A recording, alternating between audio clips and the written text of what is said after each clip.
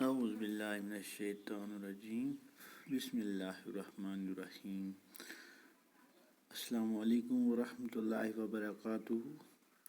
پیارے بچوں، آج میں بارستان اردو جماعت چھٹی کی کتاب سے جو موضوع لے کر آیا ہوں اس کا عنوان ہے سوامی وویکانند۔ آج ہم سوامی وویکانند کے بارے میں پڑھنے جا رہے ہیں۔ وہ کب پیدا ہوئے، کہاں پیدا ہوئے اور ابتدائی تعلیم کہاں حاصل کی، آج ہم اس کے بارے میں اس سبق میں جانیں گے۔ پیارے بچوں، اپنی کتابوں کی طرف اپنی توجہ مرکوز رکھیں۔ سوامی وویکانند 12 جنوری 1823 کو کلکتہ میں پیدا ہوئے۔ ان کا اصلی نام نریندر دت تھا۔ بچپن ہی سے ان کا رجحان روحانیت اور خدا شناسی کی طرف تھا، جو ان کے والدین کی تربیت کا اثر تھا۔ پیارے بچوں، سوامی وویکانند 12 جنوری 1823 کو کلکتہ میں پیدا ہوئے۔ اصلی نام نریندر دت تھا۔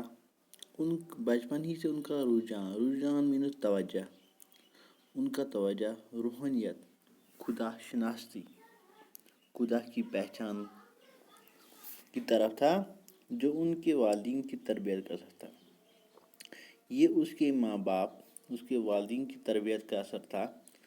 ان کے والد وشوناتھ دتا ایک کامیاب وکیل اور سماجی خدمات میں بڑھ چڑھ کر حصہ لینے والے بے لواس شخص تھے۔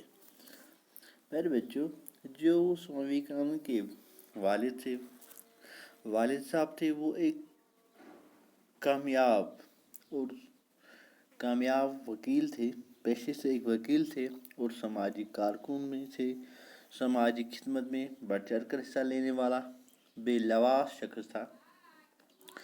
ان کی والدہ کا نام بھونیشور دیوی تھا، جو اپنے مذہب کی سچی پیروی اور پختہ سیرت و کردار کی خاتون تھی۔ پیارے بچوں، سوامی وویکانند کی جو ماں تھی، والدہ تھی، اس کا نام بھونیشور دیوی تھا۔ بھونیشور دیوی جو سوامی وویکانند کی ماں تھی، وہ اپنی مذہب کی سچی پیروکار تھی اور بصیرت و کردار والی عورت تھی۔ وویکانند نے تعلیم کے ساتھ ساتھ موسیقی اور کھیل کود میں بھی مثالی کارکردگی کا مظاہرہ کیا۔ پیارے بچوں، سوامی وویکانند تعلیم کے ساتھ ساتھ موسیقی اور کھیل کود میں بھی بہت اچھی مظاہرہ کیا، بہت اچھی کارکردگی دکھائی۔ کلکتہ یونیورسٹی سے گریجویشن کرنے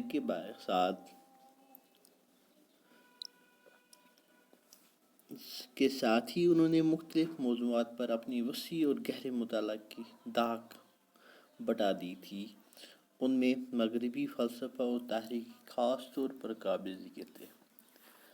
بچوں، کلکتہ یونیورسٹی سے گریجویشن کی ڈگری حاصل کرنے کے بعد سوامی وویکانند موضوعات اور وسیع گہرے مطالعہ کا داغ بڑھا دی۔ انہوں نے مختلف موضوعات پر اپنی وسیع اور گہرے مطالعہ داغ بڑھا دی۔ ان میں مغربی فلسفہ اور تحریک خاص طور پر قابل ذکر تھا۔ جوانی کے ایام میں وویکانند کو روحانی طور پر نہایت سخت مراحل سے گزرنا پڑا۔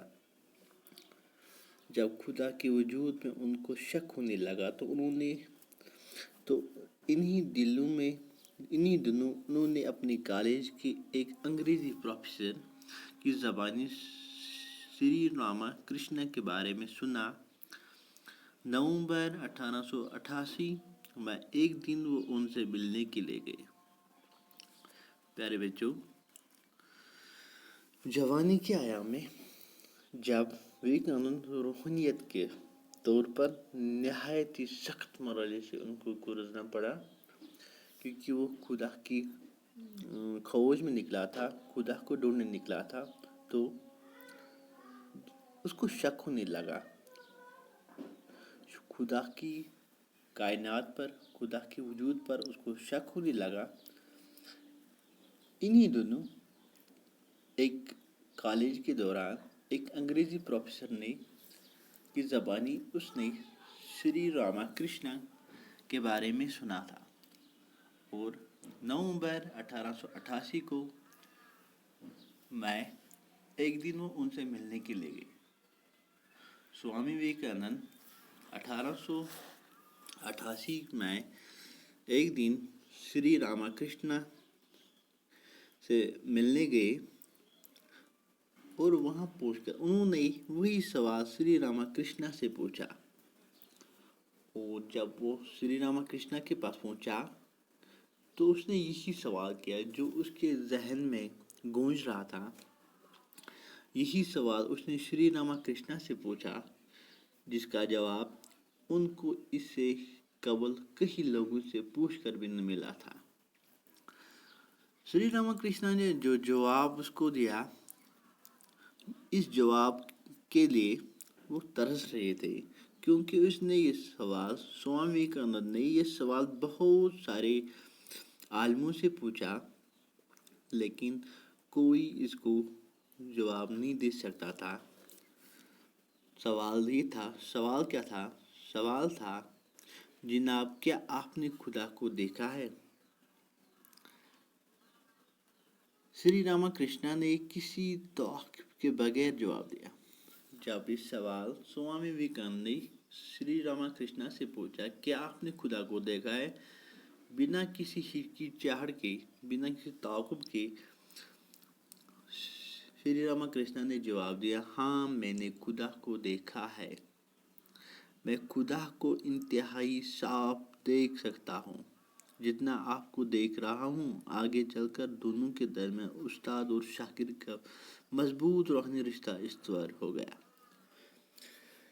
یوں ہی اس نے شری راما کرشنا سے یہ سوال پوچھا کہ آپ نے خدا کو دیکھا ہے، تو بنا کسی ڈر کے، بنا کسی ہچکچاہٹ کے شری راما کرشنا نے اسے جواب دیا، ہاں میں نے خدا کو دیکھا ہے، میں نے خدا کو اتنا ہی صاف دیکھ سکتا ہوں جتنا میں آپ کو دیکھ سکتا ہوں۔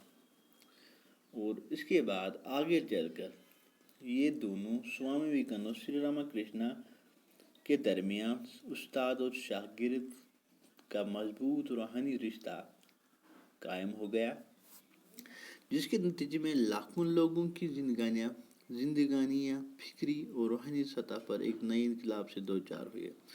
اس کے بعد لاکھوں لوگوں تک اس نے شری راما کرشنا کی تعلیم اور فکر روحانیت کی سطح پر ایک نئے انقلاب سے دوچار ہوئے۔ سوامی وویکانند کو راما کرشنا مشن کا بانی کہا جاتا ہے۔ سوامی وویکانند کو بعد میں راما کرشنا مشن کا بانی کہا جاتا ہے۔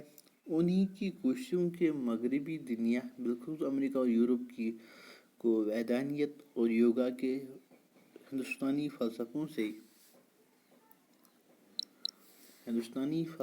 سے شناسائی ہوئی۔ اتنا ہی نہیں، بین المذہبی آگے کبیرہ اٹھانے کا سہرا بھی انہی کے سر جاتا تھا، جس سے 19ویں صدی کے اختتام پر ہندوازم کے ایک عالمی مذہب کے طور پر ابھرنے میں کامیاب ہوا۔ جدید ہندوستان میں ہندو مت کے احیاء کے لیے سوامی وویکانند کی کوششوں کو خاص اہمیت حاصل ہوئی۔ سوامی وویکانند کو راما کرشنا مشن کا بانی کہا جاتا ہے۔ انہی کی کوششوں کی وجہ سے مغربی دنیا، بالخصوص امریکہ اور یورپ میں اس وحدانیت اور یوگا کی ہندوستانی فلسفوں سے شناسائی ہوئی، ان کی پہچان ہوئی۔ اتنا ہی نہیں بلکہ بین المذہب آگے کا بیڑ اٹھانے والا کا سر सहरा भी इन्हीं के सर जाता है। 19वीं सदी के अख्ताम पर हिंदू अज़ाइम के एक आलमी मज़हब के तौर पर उभरने में कामयाब हुआ। जदीद हिंदुस्तान में हिंदू मत के अहयाओं के लिए स्वामी विवेकानंद हिंदुस्तानी हिंदू मत के लिए जो कोशिशें की उसकी खास अहमियत हासिल हुई। विवेकानंद की रूहानी गुरु रामाकृष्णा ने उनको सिखाया था कि तमाम मज़हब सच्चे हैं। पहले बच्चों, रामाकृष्णा की तालीम थी, उसने उसको सिखाया था कि हर कोई मज़हब, तमाम मज़हब दुनिया में सच्चे हैं और इंसानियत की खिदमत ही खुदा की बड़ी बात है। इंसान को ज़रूरत आना, इंसानियत की खिदमत करना ही खुदा की बड़ी इबादत है। अपने गुरु की वफ़ात के बाद स्वामी विवेकानंद अपने उस्ताद रामाकृष्णा की वफ़ात के बाद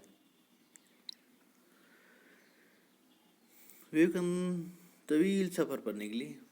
उसके बाद वो एक तवील सफ़र पर निकले, बस्ती बस्ती घूमकर, घर घर घूमकर लोगों को की हालत का अपनी आँखों से मुशाहिदा किया। उन्होंने अमेरिका और यूरोप का सफ़र भी किया और वहाँ लोगों के सामने हिंदू मत फ़लसफ़ा बयान किया। विवेकानंद ने अपनी नज़रियत की बुनियाद पर वहदानियत फ़लसफ़े पर रखी। उन्होंने अपने पैरोकारों को हिदायत की कि वो पाक दिल और पाक नज़र होकर रहें, खुद गर्ज और लालच छोड़ दें।